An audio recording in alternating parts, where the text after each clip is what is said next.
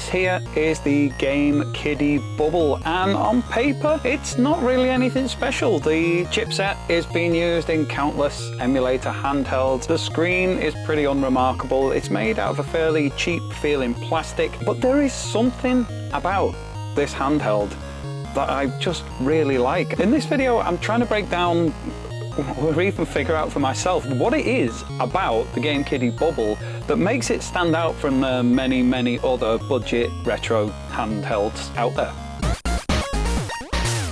The GameKiddy Bubble is a budget retro emulation handheld that takes heavy design hints from Sega's original handheld, the Game Gear. Now, it's been scaled down from the measurements of the Game Gear, however the layout of the buttons and the overall aesthetic are very similar to Sega's iconic handheld. I was sent one from Lit NXT for review, and I've spent quite a bit of time over the last couple of weeks playing on it, testing out loads of different emulators and trying out a variety of different games. And in this video, I'll be letting you know what I think. So here it is in all its glory. This is the GameKiddy Bubble. In fact, this is the second one Lit NXT sent me. The last one, something happened, it got stolen, it never got delivered, I don't know. But they were fantastic, no problems, sent me another one straight away, and here it is. I've been playing on it for the last couple of weeks, and although it's got a very similar chipset and feature pack to lots of other handhelds, lots of other retro emulation handhelds, there's something about this one that I am just really liking it. It's, I don't know, it's something about playing on it that is different to many other ones, despite the fact it's got its shortcomings, and it has got quite a few shortcomings. I'll be explaining those as we go along. Playing on this for long periods of time is just,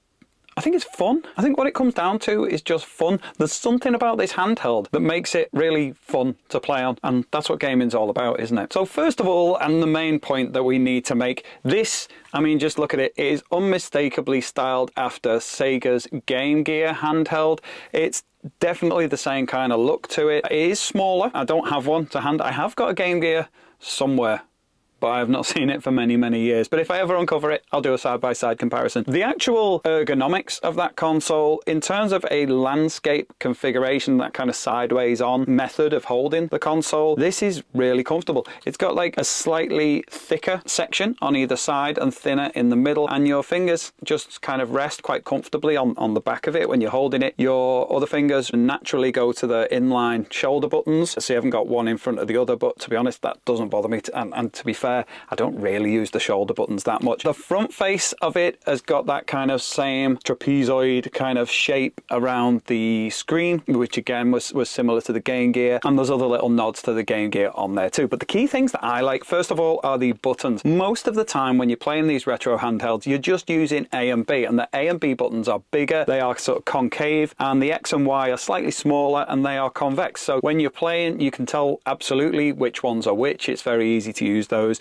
And also, because you're predominantly using A and B, it's good that those are larger on the faceplate of the console. The D-pad is my favorite thing about it. It's kind of like a circular D-pad, and it's excellent for kind of rolling around. So for things like fighting games, your Street Fighters and so on, really good for pulling off your moves on there. I play a lot of scrolling shooters, shoot 'em ups, shmups, whatever you want to call them. I love playing those, and this is really nice for kind of maneuvering your way around the screen while you're firing at lots of different alien ships. There will be some people who don't like this about it. If you want really key precision on certain games, you might not get that with this in terms of what you would get on another one. You may end up getting false diagonals, but in terms of smoothly transitioning from down to across, or from across to up, or from rolling all the way around, it's really good for that. In addition to that, this has got a analog stick on the left and right. I've not been using those that much, but they are there if you need them. Pretty much your standard Switch analog sticks that you get on the Switch Joy-Cons. They're recessed quite deeply into the front of the console, which means they never really feel like they're in the way. They're there if you need them, they're not in the way. It's got what would have been the original start button on the Game Gear at the top, that kind of semicircular button, which I like, but that's actually the menu button, and the amount of times I press that trying to pause or whatever else. But the start button's actually down here next to the right analog stick, and then symmetrical to that on the left is your select button. On top there is the power switch, the home button, and the shoulder buttons, and on the bottom is the volume. There's a plus and minus button. Next to that is a single USB-C for powering. Now there's two sockets for your SD card, one on the bottom for the card that's got all of your additional games on, and on the top where you've got your main operating system, and you can have games on that too. And the box is quite nice actually. It's fairly minimal, and it's got like a foam padding on the inside of the lid lid, which is quite nice. It means you can use that and it's not going to put any marks on your console. But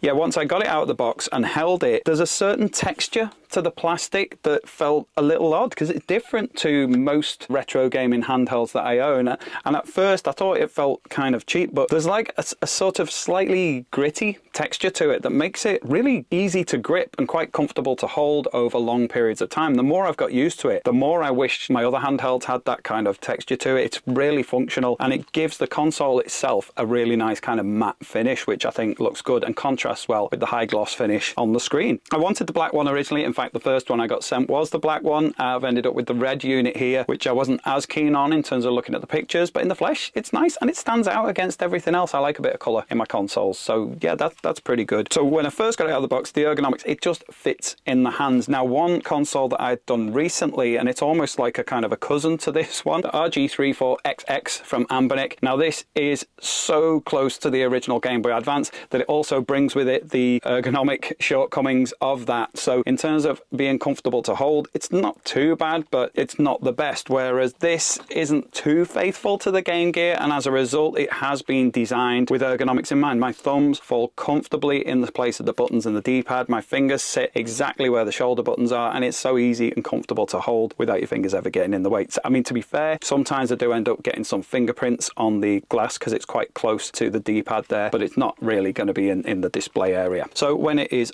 on, there is also like a little diagonal LED in the display there. That's very similar to the original Game Gear. And when you've got it actually plugged into charge, that has one next to it that lights up red. So it looks very much like the original display on the Game Gear there. So there's nothing that's saying it is definitely like a Game Gear. Like this one is very much saying this is a Game Boy Advance, but there's no denying it's trying to mimic that. And to be fair, it is so comfortable. I'm surprised it's the first time anyone's actually done that with one of these handhelds. Now, so often we get ones which are kind of styled after the original Game Boy, like this one here, the Mio Mini Plus, which is still my easiest go-to recommendation for anyone who wants to get a retro handheld. These things are still great despite the heavy competition that they've got. Even when you got things like the Trim UI Smart Pro, that's still styled after the original Game Boy kind of in the color scheme there. So to have something that's suddenly coming along and going, actually there were other handhelds that might have some merit in in terms of copying those. Maybe we'll see some come along that are looking like the Atari Lynx, for instance, or if I'm being a little more positive and realistic, something that's like the Neo Geo Pocket Color would be fantastic. So I've been a big fan of that console for a long time, and this kind of has a lot in common with that. In fact, I was surprised there were no Neo Geo Pocket Color games on this. In terms of the console itself, as I say, on paper,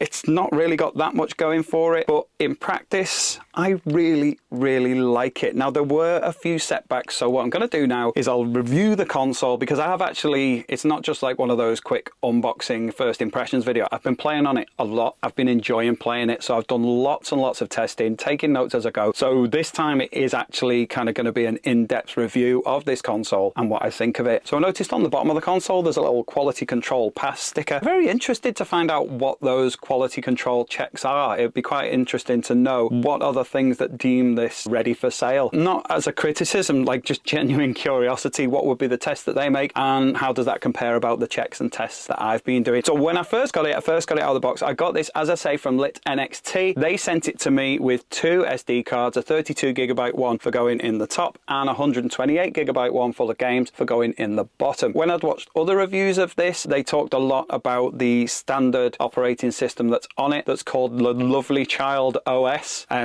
Some sort of translation from Chinese there, where they thought of something that might have sounded good in English that it really doesn't. The Lovely Child OS, fortunately, when I set this up and switched on, it boots straight to Emulation Station, which is just RetroArch, all of the emulators in there. So that's something I'm familiar with. It looked great. It was easy to use. It is possible when it's switching on to swap to the Lovely Child OS. I tried it briefly.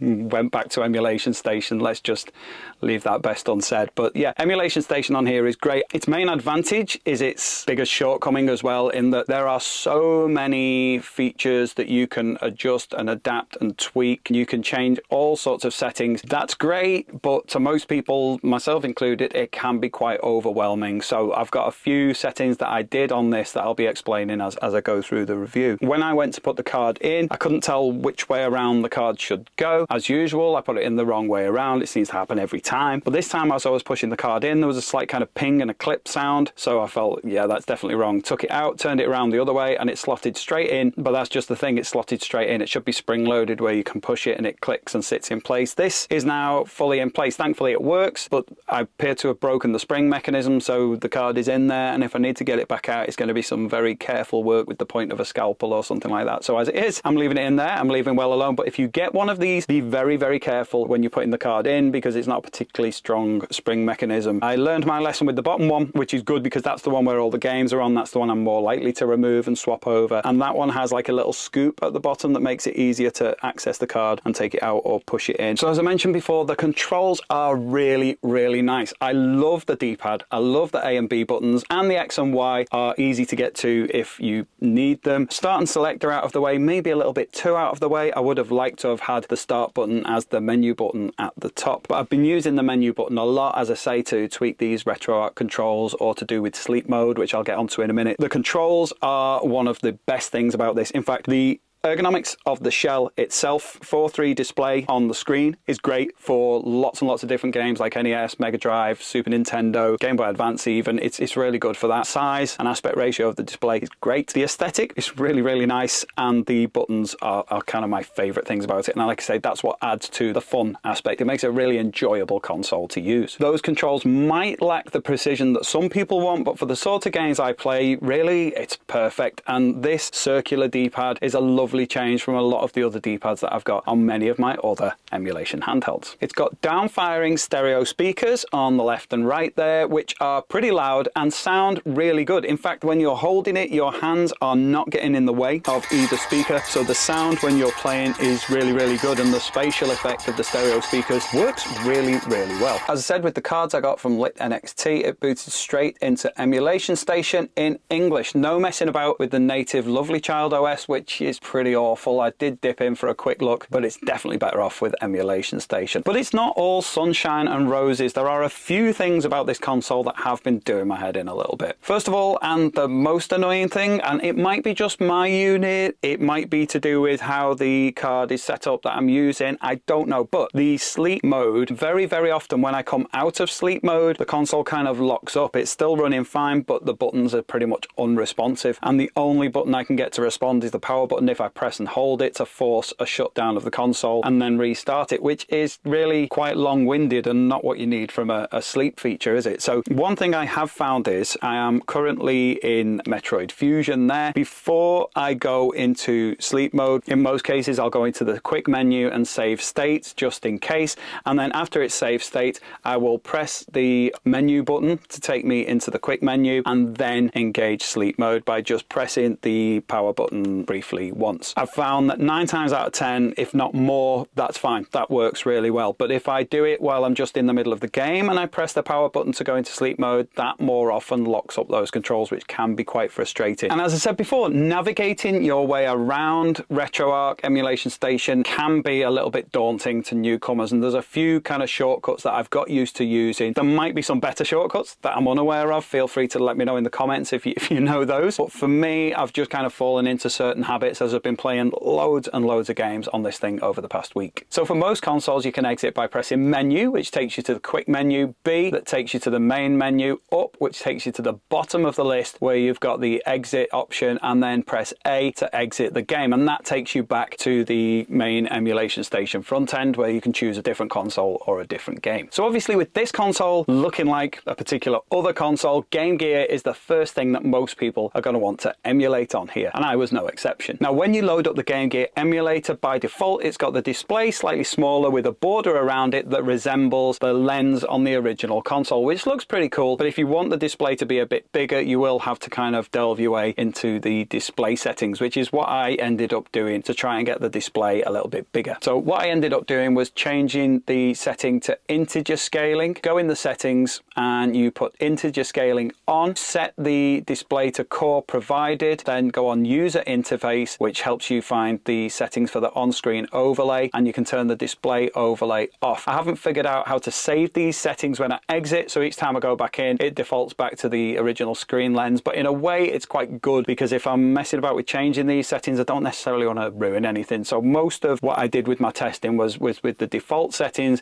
and then in some cases I went in and explored the other settings a little bit more. I did really enjoy playing on Game Gear games on it. There's loads of different ones that I've not played before. There was a few old favorites that it was nice to load up and play, but really the Game Gear and the Master System were a similar kind of cut down version of the Mega Drive games that Sega were putting out at the time. Also, with the aspect ratio of this screen rather than the original Game Gear, it's actually a little wider, which is better suited to using Master System. So most times when I kind of felt like I was playing Game Gear games, I was really loading up the Master System games. I felt that they worked better on this console than the Game Gear games themselves. And to be honest, when the original Game Gear came out, it was trying to give a portable experience that was as close as possible to their main flagship console, the Mega Drive at the time. This is a really good modern upgrade of the Game Gear, because this can play Mega Drive games flawlessly. So most of the time when I've been kind of feeling in a Sega mode, I've not really loaded up the Game Gear games. I've actually been playing loads of Mega Drive games on here, and in some cases also the 32X, it can run those pretty well too. So there's loads and loads of Sega goodness to be had out of this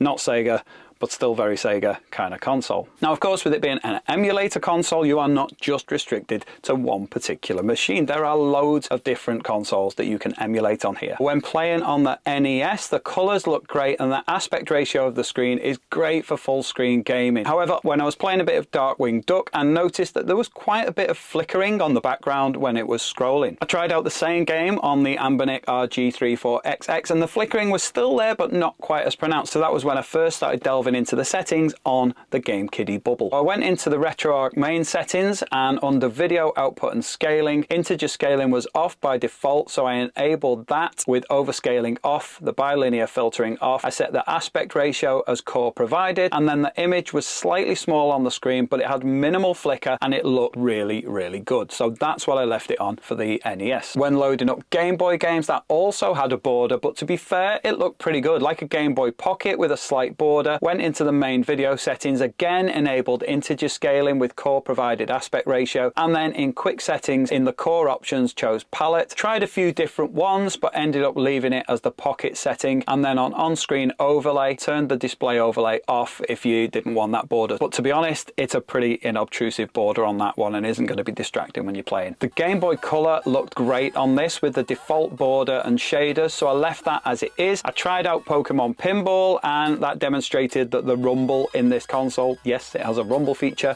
is pretty good as well and worked without me having to change any settings at all, so that was pretty awesome. When playing Game Boy Advance, I found that was actually best with integer scaling off, aspect ratio set to core provided, and the overlay bezel off. That ended up with a pretty big display, and as I say, I've been playing a lot of Metroid Fusion and it looks really, really good on this display, and the form factor is akin, although it is Game Gear kind of styling, that sort of landscape form factor. For Game Boy Advance, I'd say this is a really, really nice console, despite the fact it looks so Sega. Virtual Boy only had one game, Mario Clash. It was fine, but I don't feel like it particularly needed to be there. I might have to try out a few other games to see if that was worth having on there. I didn't have any luck with WonderSwan. It worked, it loaded games, but I had some issues with getting the directional controls to work, and again, that's some menu diving that I've not had time to go into yet. The vertical shooter mode's fun, but despite the card having artwork and so on present for these games, I can't get it to display on the menu. It makes it hard to know what sort of game style you're going for when you load it up unless you know them in advance. I've since encountered the same sort of issue with displaying the artwork with NES, a lot of Super Nintendo games, Pokemon Mini, 32X, WonderSwan Color, and the Atari consoles as well. Also, the controls for the vertical games aren't set up correctly,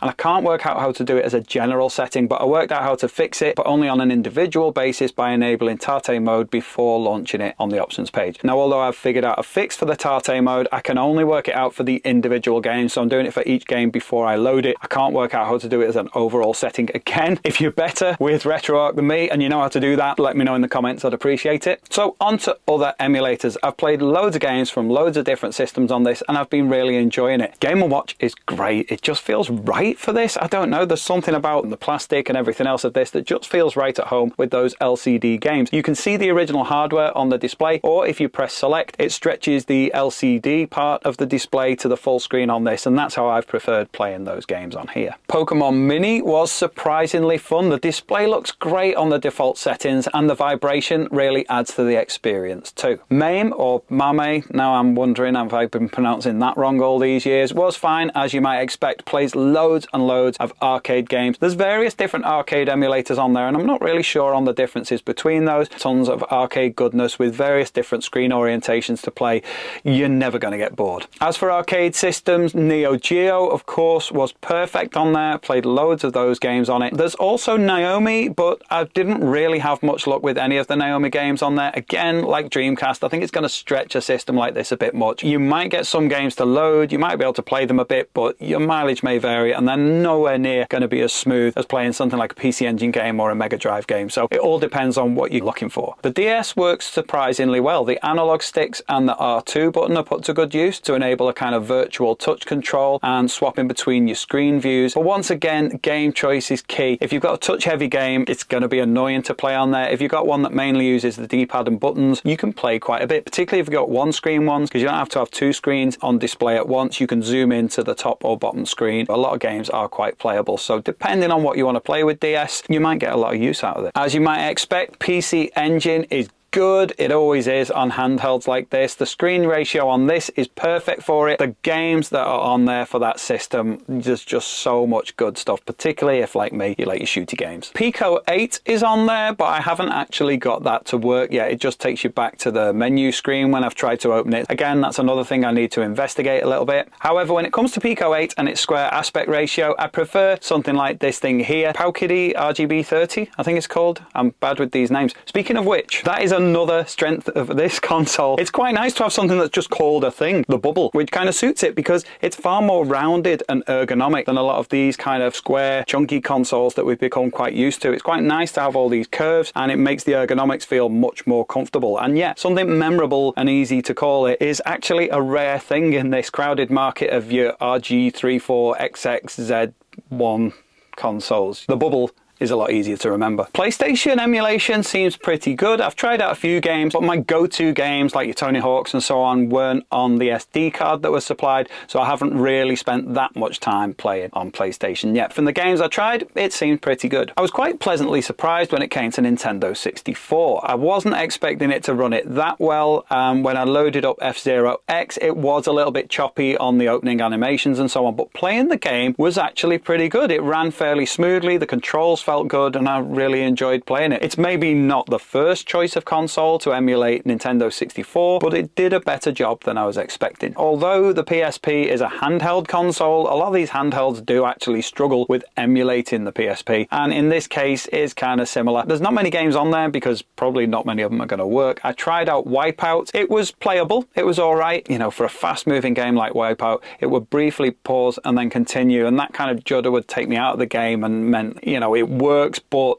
it's not something I would enjoy playing for long periods of time. Saturn was hit or miss, really, with the different games I tried to load. Grindstormer was loads of fun, and then I tried to play a little bit of Parodius, and that just crashed the whole console, and I had to restart, so I never got to play that. But then I tried Panzer Dragoon 2, and that was surprisingly really, really good. It ran really smoothly, and I had a lot of fun playing on that. So yeah, it might be worth loading it up with a few more Saturn games and seeing how you do, but again, with the chipset that's in there, you are going to be pushing it and you will be making certain compromises, but everything up to that point is really good. When it comes to Dreamcast though, as I say, this is going to struggle. I tried playing Ikaruga, it crashed the whole console. I tried playing Sonic Adventure, it wouldn't load at all. You know, this is not a Dreamcast. However, I loaded up Crazy Taxi 2, and that was actually pretty good. The music sounded great, it was kind of moving around fluidly, the controls felt fine. So really, you might have luck with some of these games, but definitely you're not going to be able to play them all. And that's it. I mean, the thing about this is that I've played so many different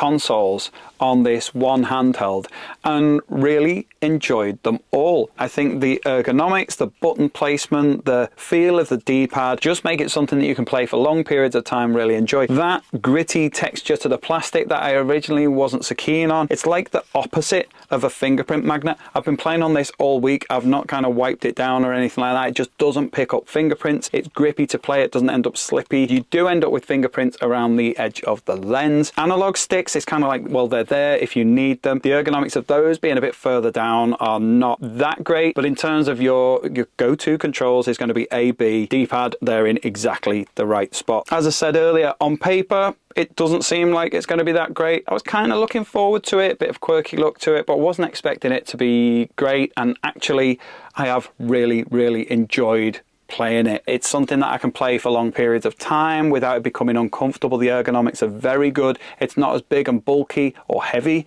as the original Game Gear, full of its 6 batteries, was it? This thing here, I can never remember the names. Again, Bubble is good. The RG34XX. This is very much like playing on a Game Boy Advance. It's very much trying to be a Game Boy Advance. This, it's not. It feels like a more modern evolution of a Game Gear. If you were a fan of the Game Gear, you will definitely like the feel of this thing. It feels like a refined version of that console. It's smaller, it's lighter, it's more pocketable, and of course it is full of many classic games. So yeah, in conclusion, this is just fun to play. I like it. It feels good. I've enjoyed it way, way more than I thought I would, and it is a much, much better console than I expected it to be. So if you considered this and dismissed it, maybe give it a second look. If you thought it looked pretty good and you bought one, what do you reckon? Let me know in the comments. As I mentioned earlier, this is a great console, but it wasn't doing particularly well with Pico 8. It is something I'll need to dig into a little bit more, but Pico 8 displays on a square screen. And this thing here, the RGB30, has a square screen, landscape form factor, and it is absolutely wonderful for Pico 8. If you are interested in this, I have made quite a few videos about it. I'm going to leave my main one up here, which you can check out. Otherwise, I will see you in the next video. Take care. Bye.